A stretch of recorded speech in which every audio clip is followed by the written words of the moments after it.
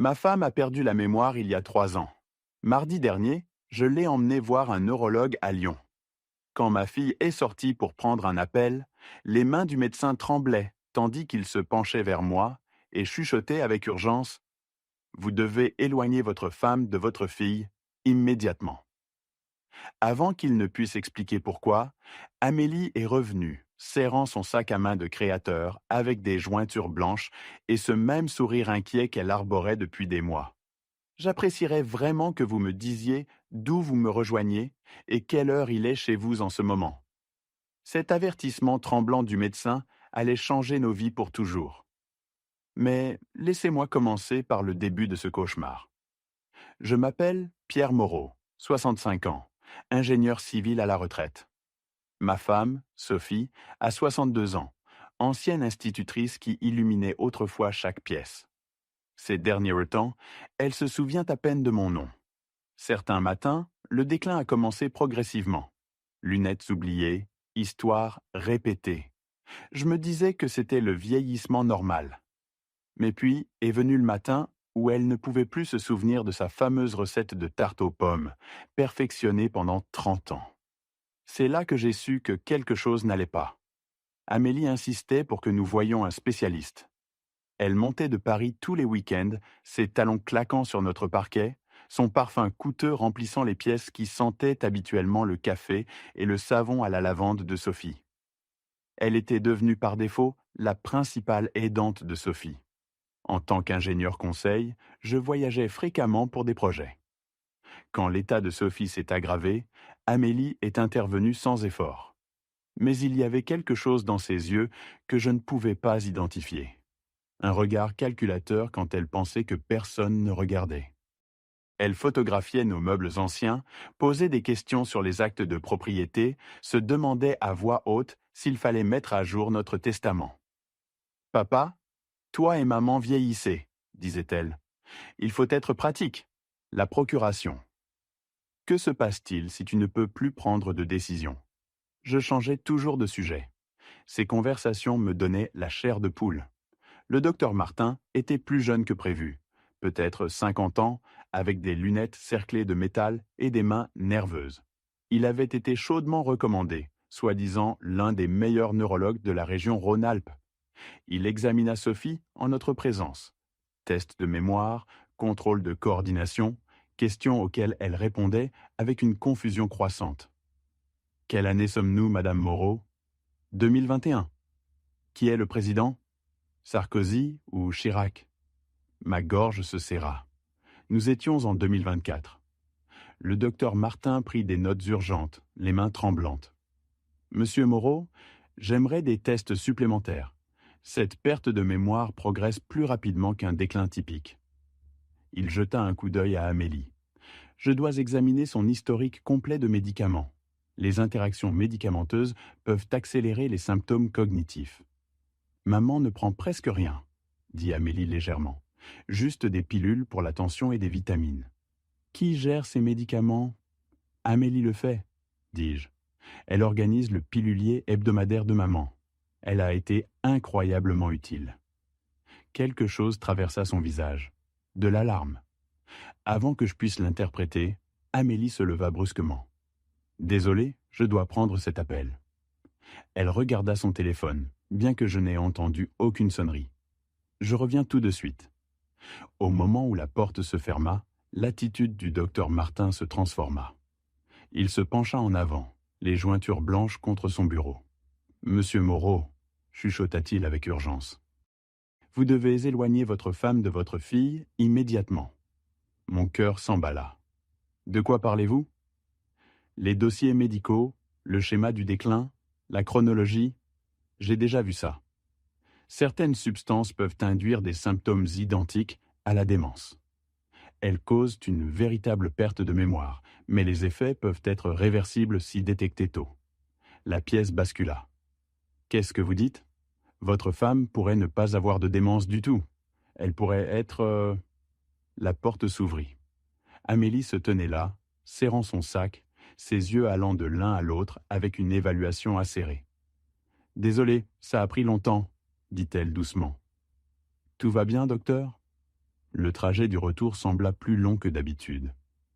Je jetai des coups d'œil à Amélie sur le siège passager, le chuchotement urgent du docteur Martin résonnant dans mon esprit. Elle était assise rigide, les doigts tambourinant contre son sac en cuir, vérifiant son téléphone toutes les quelques minutes avec une énergie nerveuse que je ne lui avais jamais vue. « Tout va bien, ma chérie ?» demandai-je, essayant de garder ma voix décontractée. « Juste des trucs de travail, papa. Tu sais comment c'est. » Mais son rire sonnait forcé, cassant. Elle serrait ce sac comme si sa vie en dépendait. De retour à notre maison rue des Tilleuls, Amélie se dirigea immédiatement vers la cuisine où elle gardait les médicaments de Sophie organisés dans un pilulier hebdomadaire. Je l'observais depuis l'embrasure de la porte alors qu'elle triait méthodiquement les comprimés dans de minuscules compartiments, ses mouvements précis et pratiqués. « Maman, c'est l'heure de tes pilules du soir », appela-t-elle doucement. Sophie entra en traînant les pieds, portant son gilet préféré, celui avec les petites roses qu'elle possédait depuis 15 ans. Elle prit les pilules sans poser de questions, confiante comme une enfant. La vue me retourna l'estomac pour des raisons que je ne pouvais pas encore articuler. « Je pense que je vais faire du thé », annonça Amélie. « Papa, pourquoi ne pas aider maman à s'installer au salon ?» Alors que je guidais Sophie vers son fauteuil relax, des fragments des 3 dernières années commencèrent à se réassembler dans mon esprit comme les pièces d'un puzzle dérangeant. Avant son déclin, Amélie nous rendait visite peut-être une fois par mois, généralement pour les vacances ou les occasions spéciales. Mais à mesure que l'état de Sophie empirait, ces visites devinrent hebdomadaires, puis bi-hebdomadaires. J'avais été reconnaissant alors. Quelle fille aimante ne voudrait pas passer plus de temps avec sa mère malade ? Maintenant, je me souvenais d'autres détails. Comment Amélie insistait toujours pour gérer les médicaments de Sophie ? Comment elle était devenue sur la défensive quand je suggérais d'essayer un autre médecin ? Comment elle m'avait poussé à voyager davantage, à accepter des contrats de conseil plus longs ? L'expertise de papa est tellement demandée, disait-elle aux gens. Maman et moi nous débrouillons très bien pendant son absence. Les problèmes financiers avaient commencé à peu près à la même époque. Le divorce compliqué d'Amélie avec Marc avait duré 18 mois, vidant ses économies. L'avocat de son ex-mari avait été impitoyable, prétendant qu'elle avait caché des actifs. Le règlement l'avait laissée avec une dette écrasante. 180 000 €, m'avait-elle confié à Noël dernier, les larmes coulant sur son visage. « Je ne sais pas comment je vais sortir de ce trou, papa. Les créanciers appellent constamment. » J'avais offert mon aide alors, mais elle avait refusé. « Je suis une femme adulte, je vais trouver une solution. » Maintenant, la regardant se déplacer dans notre cuisine avec une familiarité pratiquée, je me demandais exactement comment elle avait prévu de trouver une solution. « Je vais prendre une douche rapide », annonça Amélie après avoir installé Sophie avec son thé. Cette odeur d'hôpital colle vraiment à tout. Dès que j'entendis l'eau couler à l'étage, quelque chose me poussa vers son sac. Il était posé sur le comptoir de la cuisine où elle l'avait laissé. Cuir italien coûteux qui devait avoir coûté plus qu'elle ne pouvait se permettre dans sa situation actuelle. Mes mains tremblaient en ouvrant le fermoir. Je n'avais jamais violé la vie privée de ma fille auparavant. Je n'avais jamais eu de raison de douter d'elle. À l'intérieur, je trouvais les articles habituels. Portefeuille, clés, rouge à lèvres, menthe. Mais caché dans un compartiment latéral, enveloppé dans un foulard de soie, se trouvait un petit flacon d'ordonnance ambré. L'étiquette avait été partiellement arrachée, mais je pouvais distinguer une partie du nom du médicament et le détail crucial qui me glaça le sang. Tacipam. Usage vétérinaire uniquement. Usage vétérinaire uniquement. Je fixai le flacon, mon esprit d'ingénieur traitant les implications avec une clarté horrible. Ce n'était pas un médicament pour humains, c'était quelque chose conçu pour les animaux, quelque chose qui n'avait rien à faire près de ma femme. La douche coulait toujours à l'étage. Sophie était assise paisiblement au salon, fredonnant une vieille chanson qu'elle chantait autrefois à nos enfants. Et dans mes mains tremblantes se trouvait la preuve que la fille que j'avais élevée, la petite fille qui tressait des couronnes de pissenlit, avait systématiquement empoisonné sa propre mère. Quel genre de monstre drogue sa propre mère ? Le lendemain matin me trouva à la bibliothèque municipale de Lyon avant l'ouverture, marchant comme un homme possédé. Le sommeil avait été impossible. Ce flacon ambré me hantait. Juliette Leclerc, la jeune bibliothécaire avec des mèches violettes dans les cheveux, déverrouilla les portes à 9 heures précises. Elle m'avait aidé pour mes recherches d'ingénierie auparavant. Monsieur Moreau, vous travaillez sur un autre projet? Je dois faire des recherches sur un médicament.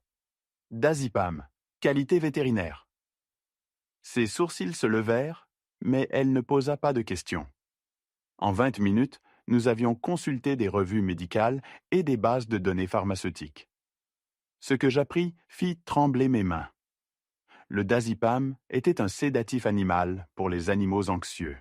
Chez les humains, en particulier les personnes âgées, il causait somnolence, confusion, perte de mémoire et, avec une utilisation prolongée, des symptômes pratiquement indiscernables de la démence. Les effets dépendèrent de la dose et, crucialement, étaient réversibles s'ils étaient arrêtés. Ceci dit qu'une utilisation prolongée peut causer des dommages permanents, nota Juliette discrètement. Vous recherchez ceci pour quelqu'un de spécifique? Quelqu'un de très proche de moi. Chaque symptôme correspondait parfaitement à Sophie. L'apparition progressive, la confusion croissante, les morceaux perdus d'elle-même sur 3 ans. Pas d'Alzheimer, un empoisonnement systématique. Combien de temps pour la récupération si quelqu'un arrêtait de prendre ça? Cette étude montre une amélioration cognitive dans les 24 à 48 heures. Récupération significative sur des semaines. J'imprimais tout et rentrais avec un plan. Si Sophie était droguée, arrêter le médicament devrait le prouver. De retour à la maison, Sophie était assise, regardant fixement une grille de mots croisés incomplète. Amélie était retournée à Paris, ne reviendrait que vendredi pour remplir le pilulier. J'avais 3 jours. Cet après-midi-là, j'examinais les pilules de Sophie. 7 compartiments, chacun avec 4 comprimés. Je reconnus les prescriptions légitimes. Tension artérielle, cholestérol. Mais 2 autres étaient inconnus. Petites pilules bleues ne provenant d'aucune ordonnance que j'avais autorisée.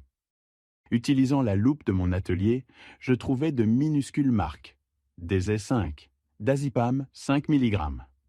Je les remplaçais par des vitamines similaires, le cœur battant comme si je désamorçais une bombe. Avant le dîner, je rendis visite à Auguste Valois, notre voisin. Auguste avait 73 ans, un détective de police à la retraite avec des instincts aiguisés.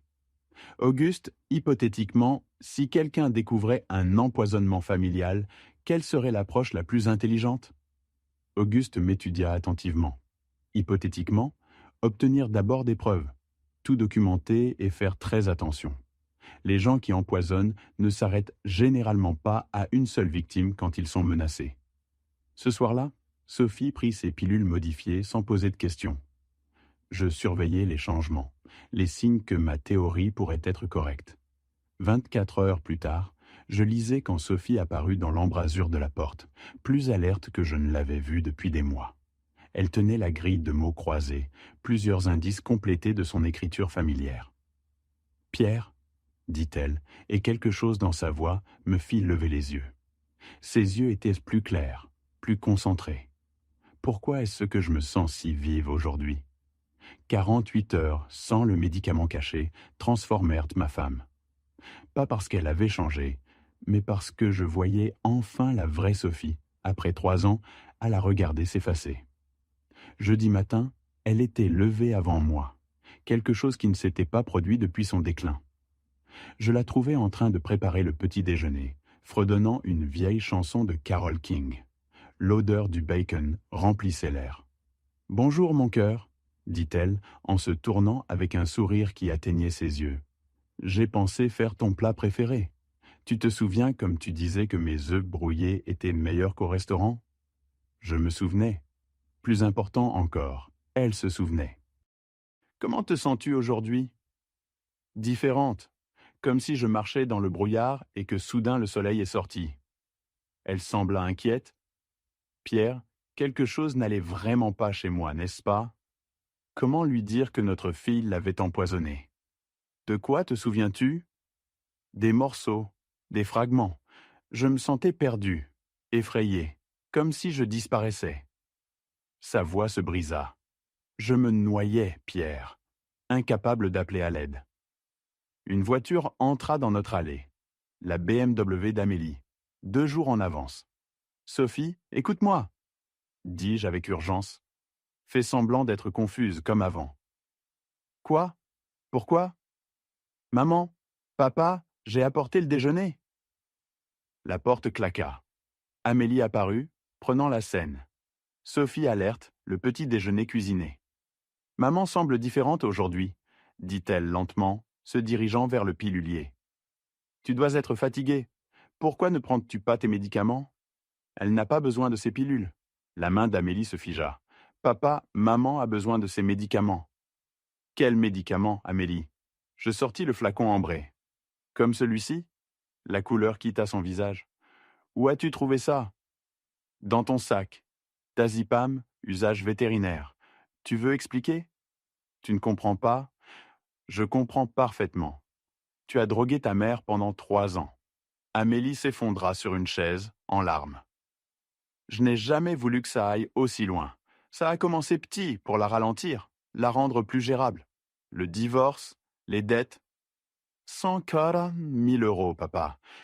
J'ai pensé que si maman avait besoin de soins, peut-être qu'on pourrait arranger quelque chose avec les finances.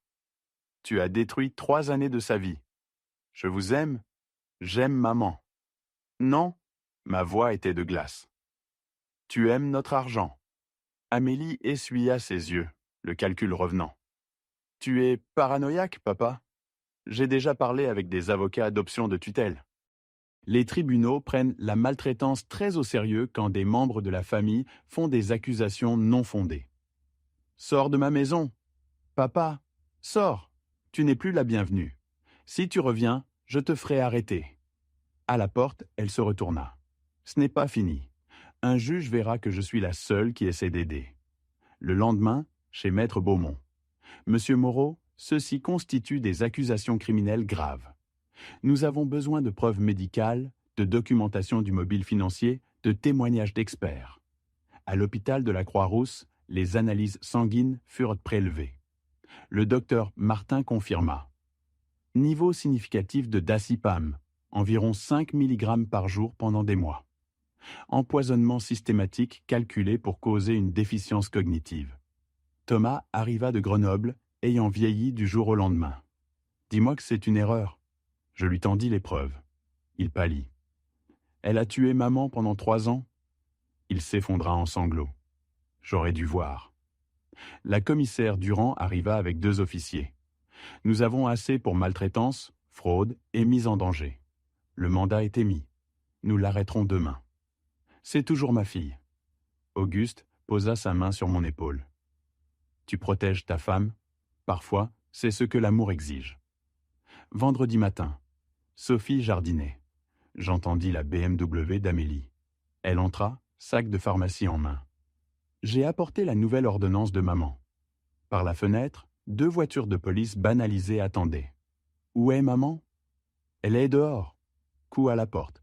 Police de Lyon. Le sac glissa des mains d'Amélie, pilule se dispersant. Non, papa, tu n'as pas fait ça. Amélie Moreau, vous êtes en état d'arrestation. La commissaire Durand produisit les menottes. Amélie tomba à genoux, sanglotant. Papa, s'il te plaît, je suis désolée.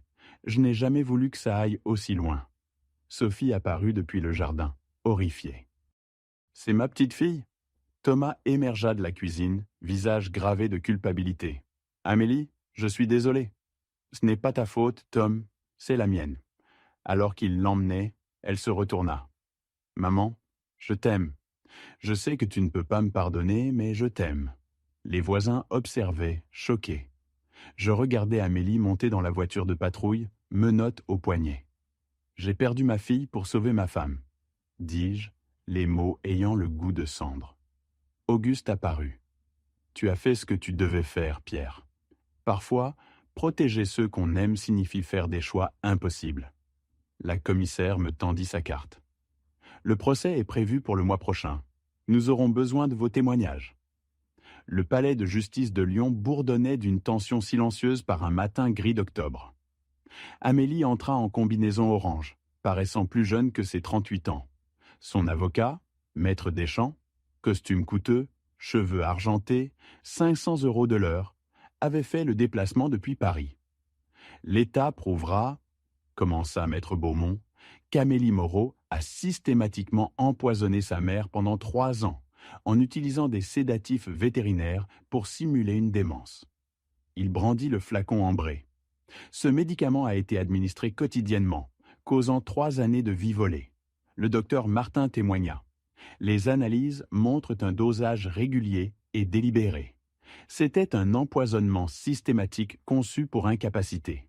Une tentative de destruction d'un esprit humain. Les preuves étaient accablantes. Empreinte d'Amélie, analyse sanguine, dossier financier et l'amélioration spectaculaire de Sophie une fois l'empoisonnement arrêté. Amélie se leva soudainement. « Votre honneur, je veux changer mon plaidoyer en coupable. » Son avocat protesta, mais elle le repoussa. « J'ai fait tout ce qu'ils ont dit. J'ai drogué ma mère pendant 3 ans parce que j'étais désespéré et égoïste. Je me disais que je la rendais plus gérable, mais je savais ce que je faisais vraiment. Je volais son esprit pour sauver ma situation financière. » Les larmes coulèrent. « Maman, je suis désolé. Papa, je suis désolé d'avoir détruit notre famille. » La juge Patricia Lemaire prononça la sentence sans émotion. « Amélie Moreau, vous avez commis l'une des trahisons les plus odieuses que j'ai rencontrées en 20 ans. 7 ans de prison ferme, suivis de 3 ans de probation. Vous paierez également une restitution complète. » Le coup de marteau résonna. Sophie s'effondra en sanglots. « C'est toujours ma petite fille. »« Justice a été rendue, » murmurai-je, mais le prix était trop élevé. 6 mois plus tard, le printemps arriva tôt à Lyon. Sophie taillait ses roses avec l'expertise retrouvée. Nous aurons les plus belles fleurs jamais. Sa mémoire était revenue presque complètement. Elle faisait à nouveau du bénévolat au centre d'alphabétisation. J'avais pris ma retraite définitive. À 65 ans, j'avais compris qu'aucun pont n'était plus important que la femme à mes côtés. Thomas avait déménagé à Paris, à 2 heures seulement. Il nous rendait visite chaque week-end, transformé par la culpabilité en le fils que nous avions espéré. Nous avions visité Amélie 2 fois en prison. « Je rêve du visage de maman quand ils ont mis les menottes », avait-elle dit. Je porterai cette image pour toujours. Sophie avait tendu la main. « Je te pardonne, Amélie. Je ne comprends pas, je n'oublierai jamais.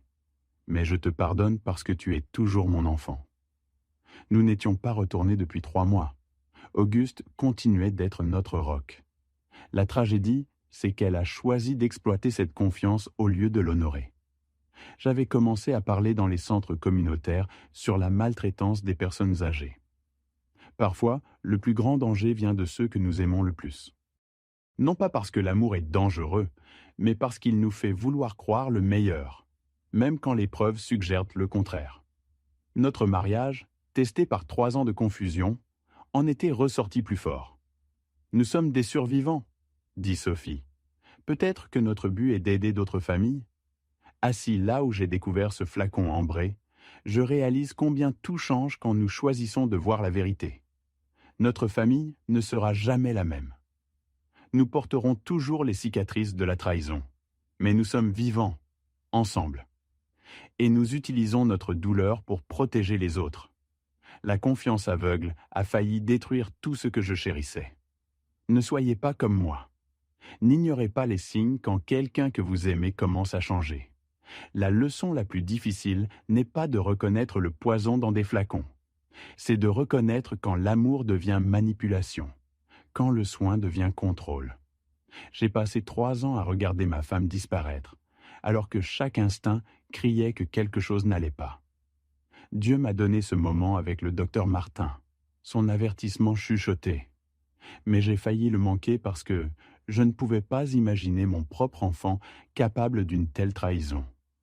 Quand les médicaments se multiplient sans explication, quand quelqu'un insiste pour contrôler toutes les décisions médicales, quand un membre de la famille devient soudainement indispensable pendant que d'autres sont repoussés.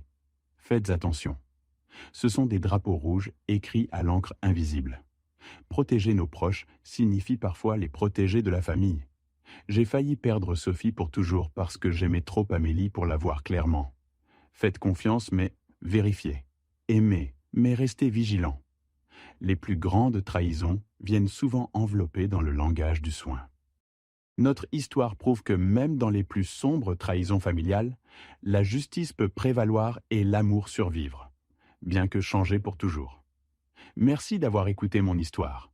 Si elle t'a touché, laisse un like, écris en commentaire ce qui t'a le plus parlé et abonne-toi à la chaîne. Beaucoup d'autres histoires arrivent. Ce n'est pas la fin de la mienne, c'est seulement le début de quelque chose de meilleur.